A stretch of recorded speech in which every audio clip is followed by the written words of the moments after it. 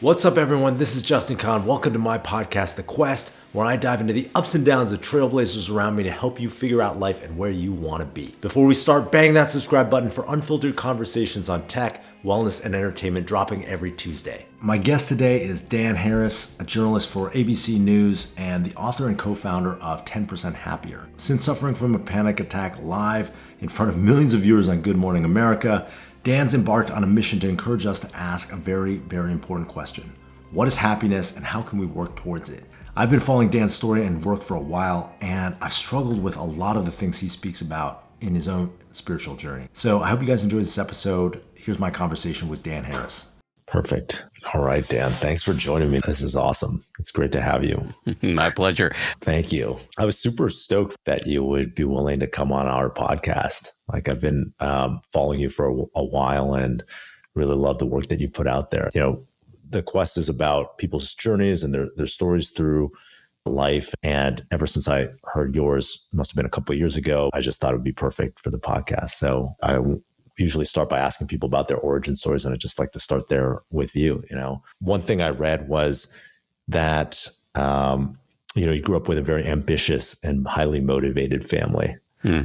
And I was curious, what was that like for you? I specifically wrote down, you said, I spent a lot of my childhood feeling stupid. Yeah. Could you explain kind of what your childhood was like? Yeah, it's not, I mean, my parents are still very warm, and it wasn't hostile around the house at all. It was just that everybody else, my parents and my brother, they couldn't hide the fact that they were way smarter than me, and not in a showy way, but just I didn't understand things at school as well as they did. And you know, my younger brother is incredibly smart.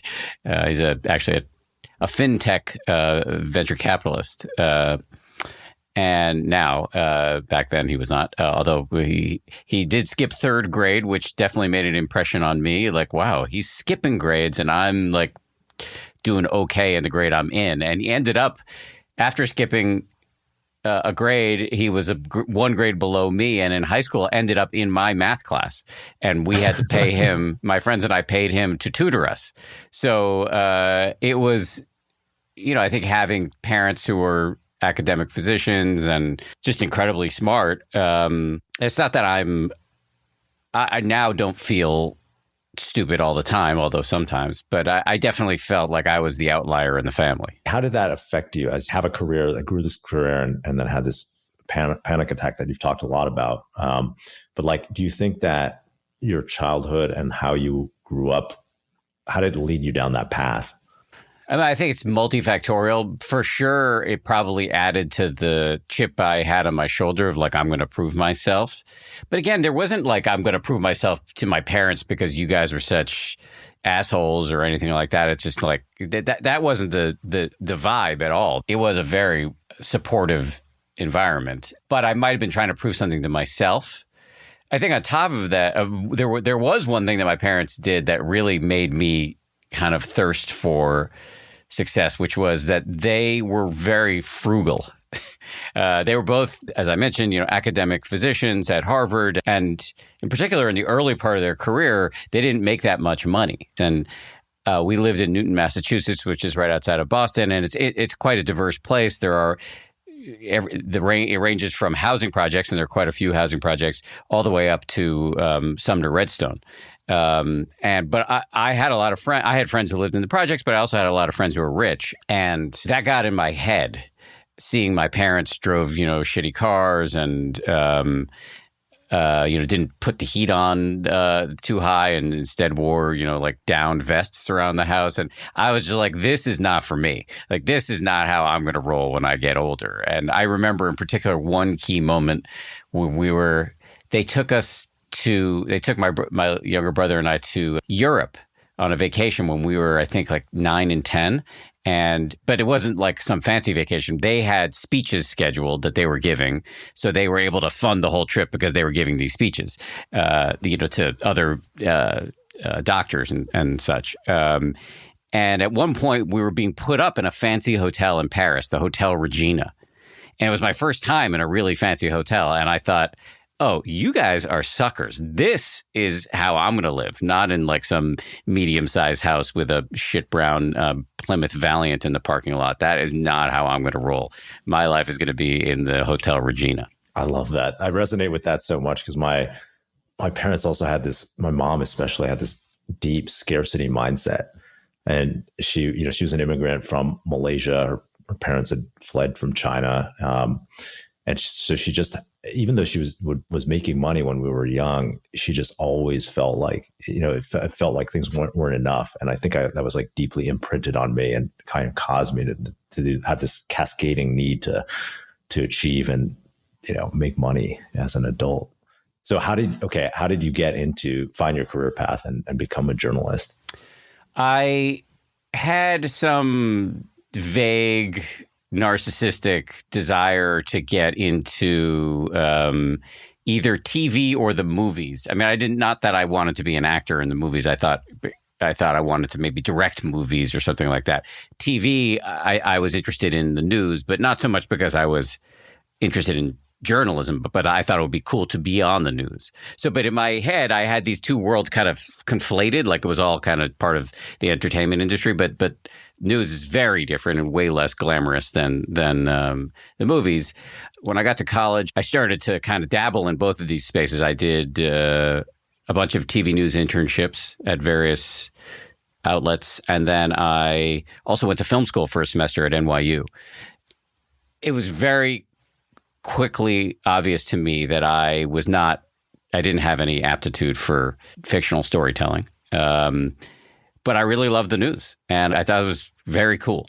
And so when I graduated from college, I just went to a little town in Maine, Bangor, Maine, and they gave me a part-time job. I was operating the cameras for the 5:30 newscast and eating a lot of mac and cheese. And then after a few months, they put me on the air and then kind of never looked back. Do you like being on the air? Oh, yeah, I did. It definitely appealed to that. You used the phrase before, I think, never enough. This is a key part of many humans' psychology, a sense of insufficiency. And in Buddhism, which is something I'm particularly interested in, they talk about, there's a kind of, in Tibetan Buddhism, I believe, there's this notion of, actually it might be in just all Buddhism, but there is a notion of a fictional character called the hungry ghost. Yeah. And the hungry ghost has a massive belly and a very thin neck. And so it's just super hungry, but it's very hard to satisfy that hunger with that thin neck. And that speaks to the insatiability that I think most, if not all, humans experience in one way or another. And for some of us, it manifests as a kind of ambition. And for me, what better way to feel more than to, have your face broadcast into everybody's living room. And that was satisfying. Of course, it's not totally satisfying because then you got to get to the next bigger city and then you got to get to the network and then you got to, compete with your colleagues and et cetera, et cetera. It really is never actually enough. And I got to know, once I arrived at ABC News, I got to know Peter Jennings reasonably well. And he's a brilliant journalist, then a kind of household name anchorman. And, even for him, I don't think it was enough, even though he had reached the pinnacle. Enoughness is sufficiency. I mean, that's the subject of this show in many ways, and the nature of the story that you told about yourself, having achieved all that success at Twitch, and then realizing that you were, still had to put your pants on in the morning. You're still the same, Justin, and it doesn't scratch the itch in a once and for all way. Yeah, it was wild for me where. When we started off, I remember telling my co-founder, we could each make $1 million in this industry. And we laughed about it. And it was like, that was kind of a fantastical ambition, at 22 or 23. And then we blew that out of the water like many times over. And I had the opportunity to see it like in a very step function way. Like first we were making no money, like we were, paying ourselves like $800 a month. And then if we eventually raised successive rounds of venture capital and our company became profitable and we started paying ourselves like, $75,000, $100,000, $150,000, $200,000. And then we sold a company that we spun out for $60 million. And then we sold Twitch for $970 million. So it was actually over this course of 8 years, it was actually discrete steps. And I never got any happier. My expectation just got larger. Yes. And when we sold the company for $970 million, it was fascinating because it was at the simultaneously way beyond any expectation that we had set out for ourselves when we started. But then I had friends who started Dropbox and Airbnb. And so I was like looking at them and I was like, these guys aren't any smarter than me, I don't think. and their companies are worth $10 billion or now like $100 billion. And so I was dissatisfied, like very quickly. I mean, there was a moment, probably a week of satisfaction, of happiness, right? Of like, okay, I made it. And then very quickly it reset back into dissatisfaction and kind of this attachment to this thing that I couldn't have even conceived of when I started. And it was, yeah, it's people don't believe me. They have trouble believing, oh, well, they say I would be, happy with this amount. If I had achieved what you achieved, I'd be happy. But, there's even at the top, you could be Peter Jennings and still be looking for more. Oh yeah, I believe you. I totally believe you. I mean, I would like to have that kind of cash and try it out for myself, but I still believe you. It just fits with human nature. You're always going to be looking around, comparing yourself to. There's always going to be somebody with more in some way. Even if you were fine on the money front, even if you really truly felt like I have enough money, you'd be looking around at somebody who was fitter, younger, better looking, who had a romantic life that you envied, whose podcast was bigger than yours. There's always somebody to compete with. And this is just one of the ways in which we make ourselves miserable. And that's how seeing something like that can put you on, as you call it, the quest.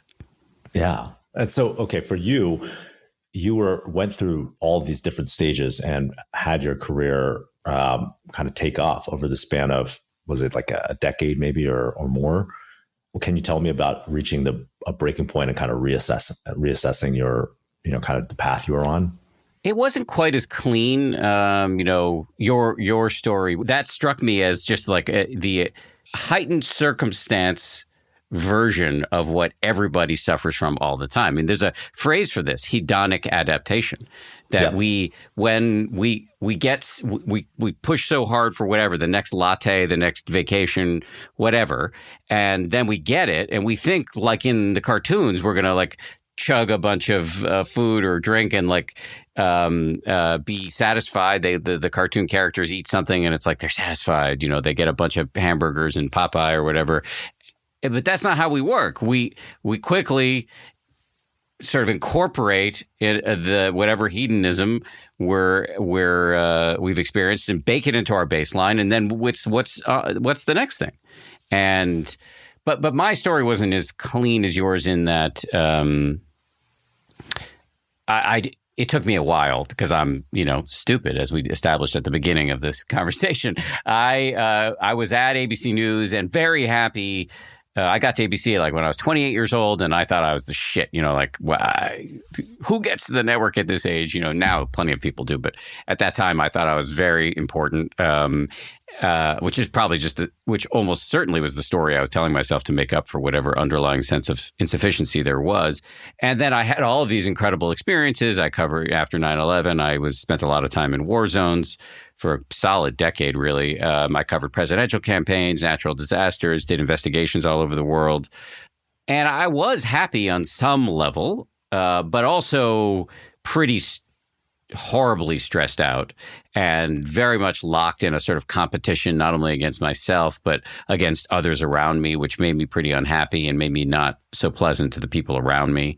But none of that really made me reevaluate. Even when I had the aforementioned panic attack, it made me, the panic attack made me stop doing drugs because after spending some time in war zones, I came home and got depressed and started to self-medicate with recreational drugs and then had a panic attack as a consequence on the air on Good Morning America.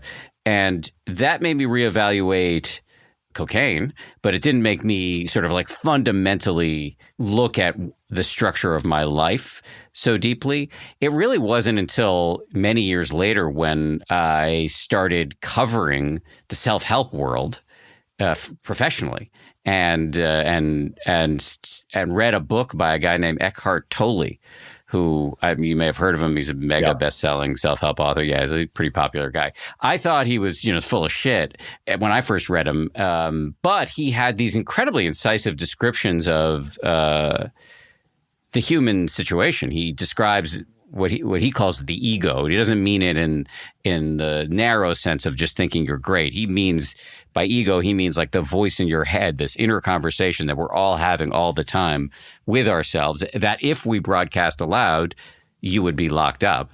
I had never really thought, I had never really noticed that I was having this conversation with myself. And when he described that, I was like, holy shit, that is me. And that voice in my head is why I had the panic attack in some ways, because I was telling myself I was not enough. I went off and covered war zones to, part of it was idealistic and defensible, but part of it was also trying to prove to myself and others that I was worth it, that I was worth anything, really. And then I came home from that, got depressed, didn't even know I was depressed, started self-medicating with cocaine, and then had a panic attack, and it all blew up in my face. Like, that was because of this inner narrator. And my frustration with Tolle was that he didn't really tell you what to do about it, that I could tell. A friend of mine woke up one day, right? And like, and he was enlightened. Yeah. Well, that's exactly the story. He has some crisis and fell asleep and then woke up and was basically enlightened, I think, is the story. Sorry, Eckhart, if I'm getting this a little bit wrong. But yes, it was a sudden enlightenment, which at the time, again, I thought was completely bonkers. Now I'm a little bit more open to that. Because I met him subsequently, and I didn't get the sense. I've met a lot of shysters in my life, and he did not feel that way. No. But nonetheless, a friend of mine has described him as correct, but not useful. And then my wife, or then fiance, and now wife and baby mama, gave me a book by a Buddhist physician who talked about meditation. And then I realized that all the stuff that Eckhart Tolle was talking about that made sense, at least, was taken from the Buddha. And that really is when I started to reevaluate and change my life in pretty profound ways. That was a long story. Sorry. No, that's great. It's actually, my story wasn't as clean as I probably made it out to be, because there was similarly like this whole intervening period of time where I was like unhappy-ish or wanting more, but didn't really understand why, or that was all subconscious for me. And then I kind of started another company, raised a shit ton of money. I raised $75 million for this legal technology startup. I had very little intrinsic interest in legal tech. It was entirely because I thought it was a good business. So it was very, it was like entirely extrinsically motivated. And then when it wasn't working, I was like, how did I get myself in this situation? And that's, kind of went down the path of like looking for really like a temporary salvation more than anything. It wasn't like I was pursuing Buddhism, but I was like, okay, I'm going to meditate. I'm going to start meditating with Headspace just so that I can get through the day, Yeah. And that's kind of how I got my start with it. Do you now see that you have this incredible privilege to work on things that are intrinsically motivating?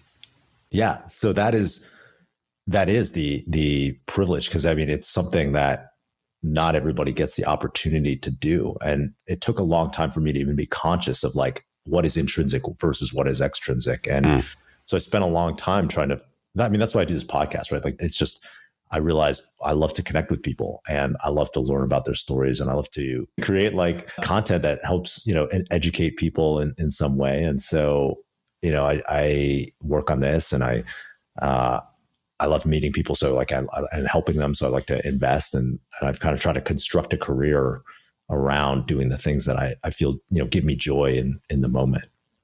And, that's great. Yeah. I mean, it's amazing. And I didn't mean privilege in the sort of college campus way. I just meant like the luck, the good fortune.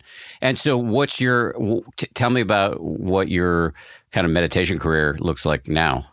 Yes. Yeah. I'd love to talk about that. So, it started off, I went through like all, like I'm somebody who when I'm into it, I just dive in, so like it started off as, okay, I'm trying Headspace just as a salvation from like my day to day.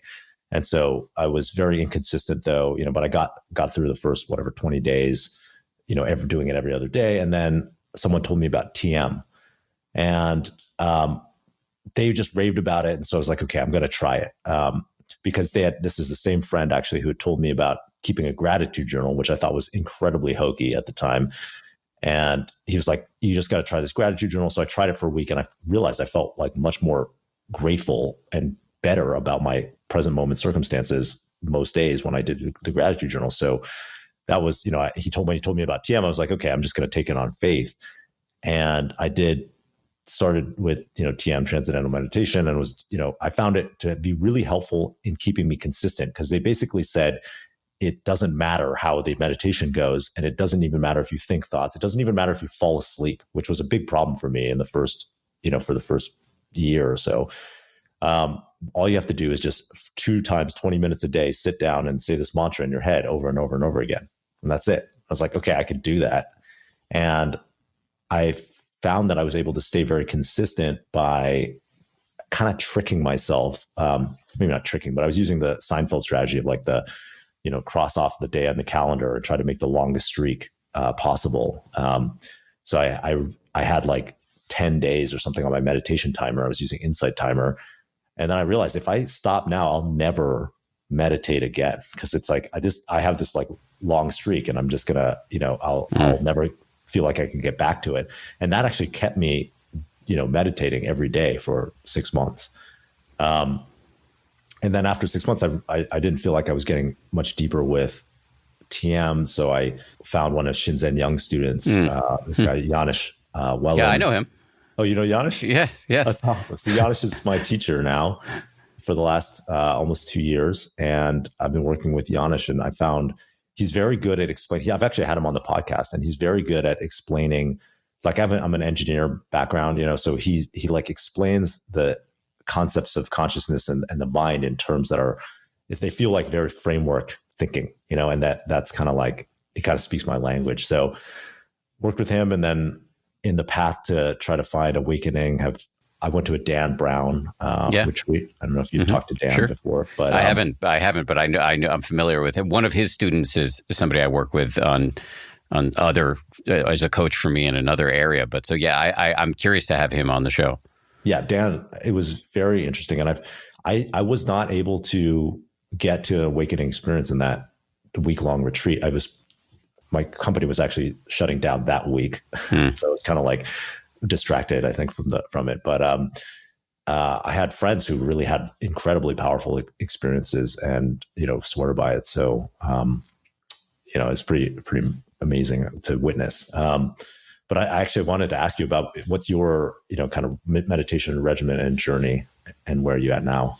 I'm just curious, when you say awakening experience, what are you expecting there? What do you mean by that? Yeah. So when I first started off meditating, I was like, it was a solution to a problem, right? Like I had the problem, I was very stressed, and I was looking for a solution. And then that worked. And one thing I noticed was my tolerance for things. I think I've gotten 2 main benefits out of meditation. One is like my tolerance for uncomfortable situations has gone like night and day. Before I was like very intolerant for them, but now I'm like very tolerant. Like, so for anything from physical discomfort to emotionally discomfort, which was like actually probably my biggest problem, and I would self-medicate in all these different ways to avoid emotionally uncomfortable situations. Like I was a functional alcoholic, basically. And then that was one benefit. And the other benefit, I think, was just deeper presence and consciousness, like being able to see more clearly, like the phenomenon of the mind, thoughts, emotions, even physical sensations, and just being able to be more, having more sensory clarity of those things. So equanimity and sensory clarity. In terms of awakening, I guess my understanding, which is probably wrong or rudimentary, is that there are people that I know or that purport to have this experience, which I believe, which is that they are, I guess, in the moment more often than they aren't, and they are, they're present more often than not. And they feel like it's, I guess a permanent disconnection between, like, I've heard meditation described, maybe you described it this way, or as like, you know, like the human experience is like you're on by a river, and oftentimes we're swept along. The rivers are like thoughts and emotions and experiences, and we're being swept. We're in the river and we're swept along. And meditation is a tool to be on the banks of the river. And those same experiences still happen, but you are watching them. And my belief is on the awakening side, it's like you're more often on the banks than you are in the river. But I don't know. I'm curious what you've interviewed and been in this space a lot longer than I have. So I actually wanted to ask you about what was your, like, do you believe in some sort of awakening experience? And like, do you have a goal around moving your meditation practice deeper? Well, definitely yes to the latter. I don't have a specific goal, but I mean, yeah, sounds nice to move my meditation experience, practice deeper for sure. I mean, the awakening experience, but that it's still, I could push you a little bit on that, because there's enlightenment. And then there are, the funny thing about enlightenment as a subject is, as soon as you start talking about enlightenment, you're in an argument, because the various schools of Buddhism, never mind the other contemplative traditions, they have different maps. And it's interesting because some of the maps do kind of line up. So they may be pointing at the same experience. It may be that some forms of meditation or contemplative practice lead to different experiences. It may be that different minds are conditioned to have different experiences. I mean, there's a whole range of questions.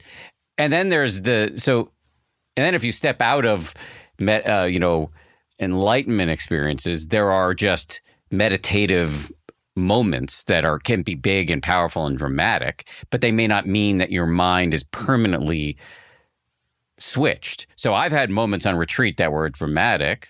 I was just, rush of serotonin or like high levels of concentration. But I don't know that I actually do know for sure that it didn't flip some sort of switch where all of a sudden I'm walking around now more present than not. I'm probably more present than I used to be, but I don't, the certain Buddhist schools will argue that, for example, in the school that Janusz is from, and as far as I understand it, Shinzen Young teaches I believe that's the stages of insight, right? Which is the Theravada, the old school Buddhism. There are these 4 stages, and the 4th one is like full enlightenment, and all suffering is gone. But each step along the way, a switch is thrown, and your mind is sort of irreparably different.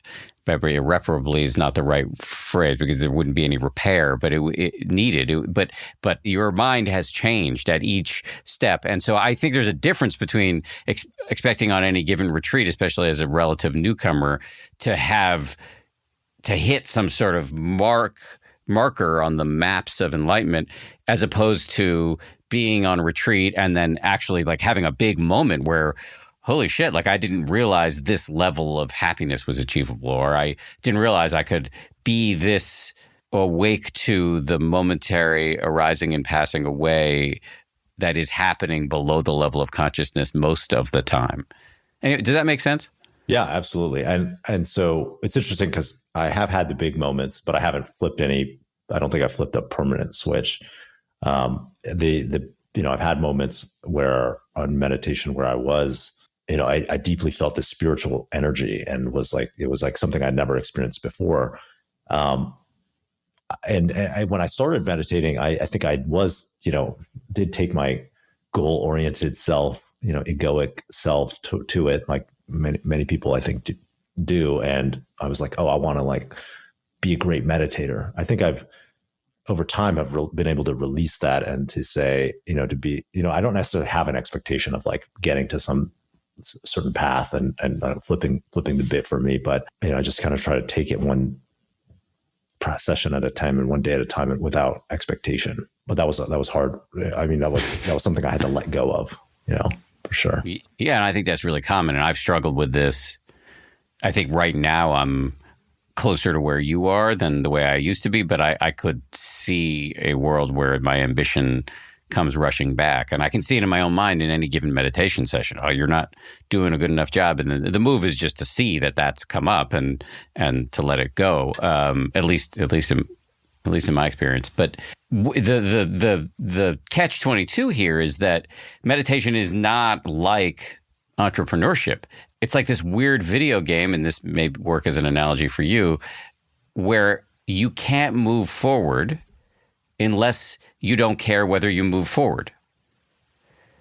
And that's really hard to achieve. You have to get your mind into this kind of neutral, by which I mean like a car in neutral. And somehow if you can do that, if you can drop your expectations, well, then interesting things can happen. But I've also, and I'm sure you've experienced this too, I've gotten myself into that kind of neutral, and then, wow, things start to open up. But then I start clinging to what's happening, and boom, it all just goes away. Yeah, the whole thing collapses immediately right down onto itself. Yes. Yeah, I've had that experience. It's interesting because for me, I think on the meta level, I have released a lot of my expectations, like my day-to-day expectations around meditation. But then within a meditation itself, sometimes there is that clinging. And I think that's probably my next practice area to work on. Well, the actionable advice here is that what happens when you meditate, and what's happened for me as I meditate is that you start to see subtler and subtler levels. The sort of cliche here would be like you're peeling back the layers of an onion. And the same sort of crying can also happen because a lot of what you're seeing is pretty heinous. And you'll, for me, I will see my ambition, meditative ambition, and the seeing of it it's like self-liberating. The seeing of it is the kryptonite for it. As long as you see it, you're most likely not acting on it. And so it can be painful to see it, but it's more painful not to see it and be owned by it. And that's the proposition of meditation for the uninitiated, which is that you have this voice in your head that's yanking you around all the time, whether you want to admit it or not. It is, because that's the way humans are wired. And what we can do in meditation is familiarize you with the cacophony, with the chaos of your own mind, so that it doesn't own you. And I think it was Gloria Steinem who said that the truth will set you free, but first it pisses you off. And that's the process.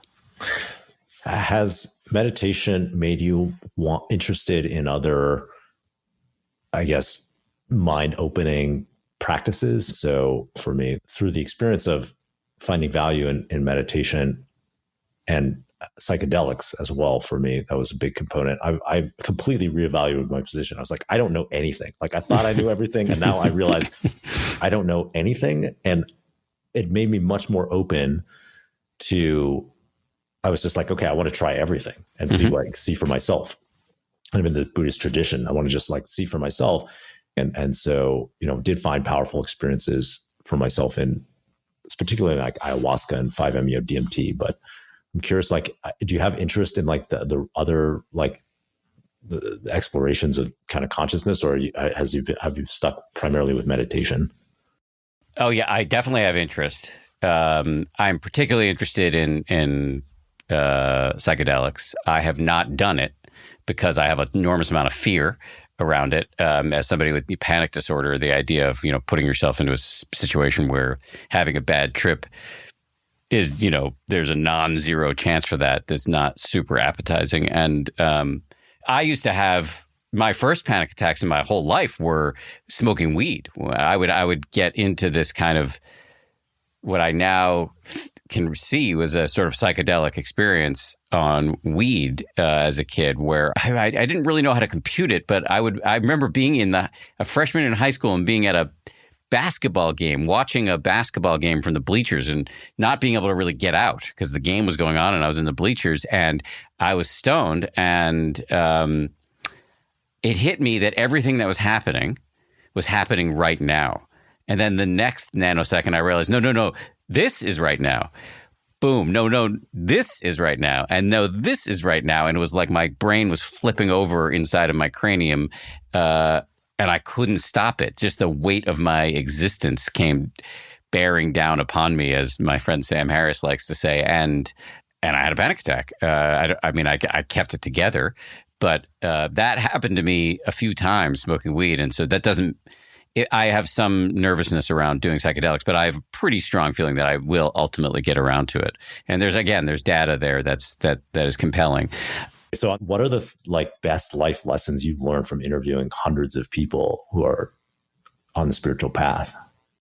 I mean, that there's just no way I could give you a concise summary or even anything that would do any justice to like the fire hose of wisdom that I'm drinking from when interviewing these people. But I could just tell you like what some of the things that are on my mind right now or that come to mind immediately. You know, I'm writing a book about I've decided to kind of chisel out a very narrow subject for my next book. So I'm going to write about love because I really don't feel like being ambitious. I'm still kind of working this out, my elevator pitch here. But one of my ideas is that the word love just kind of needs to be rescued because it's been ground and pulverized into meaninglessness through, cliches in Hollywood and Bon Jovi and the Care Bears. And well, I think of love, I think you kind of usefully define it down because, yes, it does encapsulate or does include romantic love, which is what comes to mind when you hear the word love. But really, that's one tiny aspect of our evolutionarily hardwired capacity to give a shit, which, by the way, is, and I'm sure you've experienced this, it is omnidirectional. It's not just giving a shit about other people, because if you just give a shit about other people and don't care about yourself, it's very hard to pour from an empty cup, to use another cliche. And so I think this sort of interesting interweaving of what's been sometimes called self-compassion, or if you want to be a little bit more hokey about it, self-love, the interweaving of that and how you are towards other people and the feedback loop that can be created there. All of that is very much on my mind. So I'm writing at one point that I think if this makes it into the book, one of the key moments in the book is I have a fight with somebody who I'm really close with and go on a loving kindness meditation retreat. Loving kindness is a form of meditation, which is designed to boost your compassion muscles. And with Joseph Goldstein, who you referenced before, is this great meditation teacher and a really good friend of mine. And he tells me about how he had a similar fight. His fight came within the context of some diversity work he was doing that had gotten heated.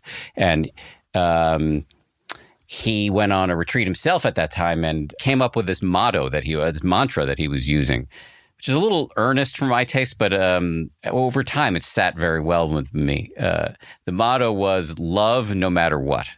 Now, again, this isn't love in the sense of like, you think of the person you're having an argument with and you vomit rainbows. Like, it's not that. It's just a skosh north of neutral, just our capacity to care. And he found that when he was getting caught up in his mind in recriminations and anger, and but they did this motto of love no matter what meant that there was no back door. There were no buts. It was, yeah, I'm just, I am going to boost my muscle to have a sense of friendliness and goodwill no matter what they did. Everybody deserves that just by dint of being. And that's been a very challenging practice for me. And so that's just one thing that comes to mind when you talk about like what I've at least attempted to learn from all of this parade of geniuses that come on the show. Amazing. I did want to ask you about your tech startup. Like, what's it like to be a tech founder? Well, I mean, I to be a little cute, being a tech co-founder has been a great teacher for me because it has surfaced a lot of my shit, and it's a running existential crisis, as you know. You're like, feel like you're constantly teetering on the precipice. I don't feel that way now per se. I mean, like I can have moments of real anxiety about the company, but in some ways, that's just me being immune to the evidence, because now, like, we're a very healthy company and it's fine. But for sure, it can bring up lots of anxiety, and I can take any setback personally because it's my brand, So that's all been interesting to work with and to learn how to better manage my own anxiety, so I'm not kind of infecting others with it. That's been very important. I was not prepared for the intensity of the co-founder relationship. I believe from your story that you had a co-founder on Twitch, and we had many. Many. Okay, well, I have two co-founders, but one in particular, the CEO, and I, like, that's a very intense relationship. Our third co-founder is a really prominent guy in the business, but he's not. I'm not interfacing with him as much, and that's like another marriage. In fact, we do have a couples counselor because that's this guy, Jerry Colonna. I don't know if you've ever heard of him. So who's amazing. I've learned a ton from Jerry. And just Ben, my CEO, has been a great teacher for me because he has brought out lots of my less attractive sides. And that's a little too linear, the causality there. I don't want to say he has brought it up, but some of that stuff has come out while being connected to him, and sort of just learning to surf that a little better than just acting it out blindly and making him miserable has been really useful. So I've learned a lot from this experience, way more than I bargained for. Yeah, sort of a tremendous vehicle for your own learning. Like, yes. in the most painful way possible, oftentimes. Yes. Because you're doing something where you screw things up, and but you can't run away from it. You just have to be in it and figure it out. Well, we wrap up with a few questions from, I have a Discord server of my super fans of the podcast. So if you wouldn't mind, bring someone in and they can ask a question from the server. Sure. All right. Trici, you are up. Hi, Dan. Thank you so much. Our first question is, as someone who's very accomplished, do you think that sacrificing connecting with others in order to be ambitious is something that you've had to do, or do you think you need to sacrifice ambition in order to have that connection or cultivate connection as you have? Great question. False choice. And I've set this up as there's no judgment there. I say this as a fellow sufferer, and I have many times chosen ambition over connection. But that is because I was ignorant of the data. The data very strongly show that one of, if not the most important contributors to psychological health and human flourishing is social connection. And so if you want to be, again, don't just take my word for it. Think about it from an evolutionary standpoint. We are not the apex predator on this planet because we're the strongest. We are